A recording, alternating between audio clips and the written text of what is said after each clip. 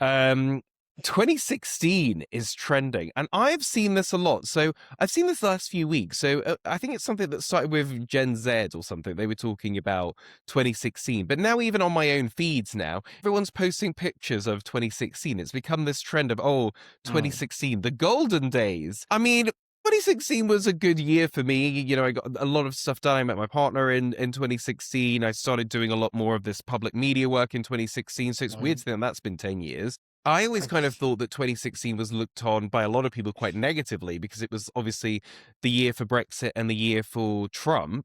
But I mean, I guess it depends where you fell on both those things. But I was just a bit shocked that 2016 out of everything was the golden year for people. What do you think? Was 2016 the time to be alive? Yeah. I was going to say, when you say this, I was like, what on earth?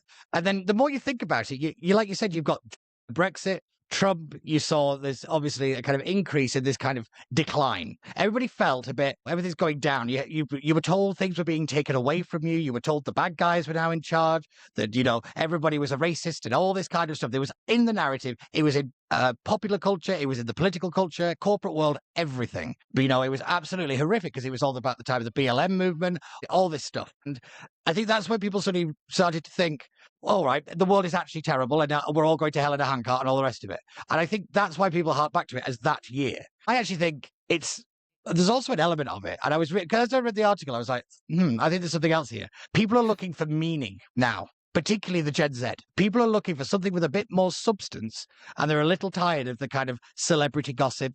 I think that stuff is dying out a little bit, or it's becoming even niche of niche.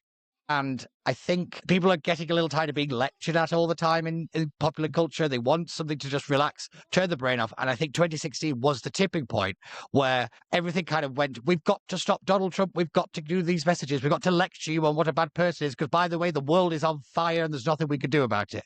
I think people wanted to shut the world out for a little bit. I think that's why people are doing the 2016 trending, because realistically, it's when all the narratives turned up to 11. That's when everything ratcheted up. That's a good point. I never really thought of it that way. Of like, that was when everyone got very negative. So maybe we are just looking for a bit of fun. I mean, it's weird to think of 2016 as like, that's retro. I understand people are like, oh, the 90s, like 90s vibe, like the 2016 vibe. Like I swear 2016 was only like a few years ago. I can't believe it's been 10 years. It was yesterday. It was yesterday. What were you doing in 2016 We're old then? now. We're old. 2016, I was working on the Brexit campaign. I was right. Yeah. So I was working on all that stuff. Yeah. So you got the result you wanted, so that was good for you, I guess. Yeah. I was very happy. I was less happy with the rest of it, but that one, because realistically, none of us thought we'd win.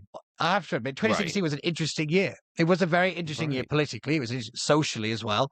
I think, yeah, there was a lot of big changes that year. And I think our generation in particular are starting to feel a little old. We're starting to realize that 10 years ago isn't 1990. You know, you have to scroll down to find your age on the list. We have to keep going quite a bit now. And I think that's a big problem for our generation. We're starting. I use the Miley Cyrus song. Do you know the one where she's on about growing up and she's not a kid anymore, kind of thing? That song was written for our generation. We're the ones with families now. We're the ones getting married and all that kind of stuff. We're not the 20-year-olds that could just hop on a plane and go to Thailand for 3 weeks. We're different. Our lives are different, and it's that bit I think is to why we're harking back, because it was probably in 2016 was the last chance our generation had to do the traveling thing without the responsibilities. It's so true, isn't it? And a couple of things you said. One is that I have seen a meme that is totally me, where it's like, when you realize the 90s wasn't 10 years ago and the 1980s wasn't 20 years ago. And it's like, oh my God, like how is that time? I don't understand. But I think also maybe you can accept your age and growing older if you have the stuff. And that's the stuff people don't have anymore. Like, oh, well, I bought a house. Yeah. We've got children. You know, I'm doing well in my career. And I feel that I'm doing well in my career, because there's so many people I know that are doing well in their career, but London eats that money back out. Their place costs $3,000. Once they've done their socializing and their bills and stuff, it's like, oh, actually, I tipped into my overdraft this month. It's like, how is that even possible? You're a vice president or whatever it is. You know, 90s, it was like, well, my yacht and my new swimming pool. And it's like, maybe that we're struggling with getting older because it doesn't feel like anything's changed, because financially, a lot of things are still off limits for a lot of people in our generation. I think that is such a good point. Well, I think our generation feels cheated a little bit. I think we were promised a lot and we've not got a lot back. You know, we were told if Yeah. you do well at school, go to university, get the degree, you'll get the good job and all the rest of it.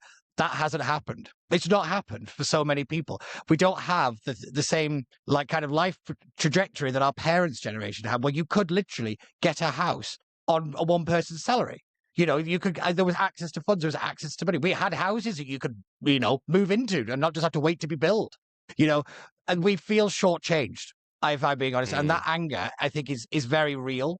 And I think it's why a lot of people just check out now. He's saying society doesn't care about my lot. We're the bad guys. You know, we're lazy. We don't go to work. We do all this stuff, and yet we are struggling to do the most basic things that every other generation not necessarily took for granted, but had an easier time of it in some ways, more so than others, obviously. But it is one of And those I things where it is that age of getting older and realizing that, wait a minute, I feel like an imposter. You know, that imposter syndrome is a big thing for a lot of people I know. Yeah, I know what you mean. And I think that as well, it's not just like people talk about the houses and stuff, but I think what people don't realize is it's like the houses should just be the basics, like paying your bills and your groceries Mm, and having a home that you like to live in. That should all be the basics. That should be done on sort of 40% of your salary, if that. And it's not. And I think what people don't understand is because people don't have the fun money anymore, that's why it feels like there's not a lot of culture going on. I would give the example of I'm getting ready to do my tax return this year. I'm looking at, so I have oh, my actual job, and then I have all the stuff where I see you and we, do the paper reviews and things like yeah, that. It's all that money that I'm doing the tax return on. And I'm looking at, same. half of this is going to go, maybe even more. So I'm doing this. And I Mm, remember when I did it last year and I was absolutely dismayed, where I was thinking, well, what was the point of getting up at 4 a.m. all those days? And literally, I would go in, do the paper reviews, then go to work, then after work, go and do a mm, podcast or write an article or go and speak somewhere. And the fact that someone like me is like, well, literally, I don't understand where all this money is going. But then, and what I'm saying mm. crucially is because so much of, and it's not me saying I don't think I should pay tax, but because so much of that money is then taken away from me, A, I'm disincentivized, but B, I don't then have the luxury of investing that money where I want to invest it. For example, with this podcast, we're doing this virtually today Mm. because it's a cheaper way to do it. If I'd have been able to keep that money,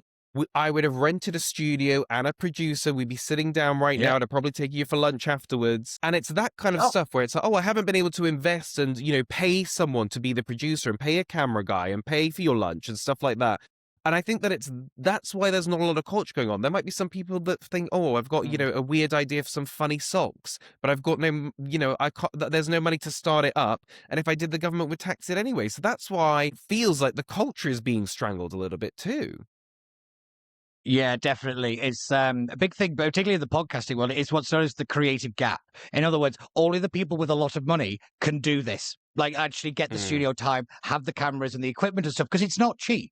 And no. that is kind of being what people thought was going to be a very wide opening moment where everybody could do it is actually quite narrow because of the standard of technology that you need to get a decent video for people to enjoy watching. So it is interesting that the lack of culture is because people are existing, not living. That's how I'm describing it. They're just Mm, they're going to work to survive, not to kind of thrive and to think of a future. If one thing breaks, it could financially ruin a family. Like a washing machine breaks down, that could be 800 to 1,200 quid. That's a lot of money to a lot of people. And if you don't have the economy growing, that kind of stuff, people are going to go out to pubs. So the nightclubs are going to close. All that stuff happens. It is so linked to that kind of disposable income that the country feels like something's going well.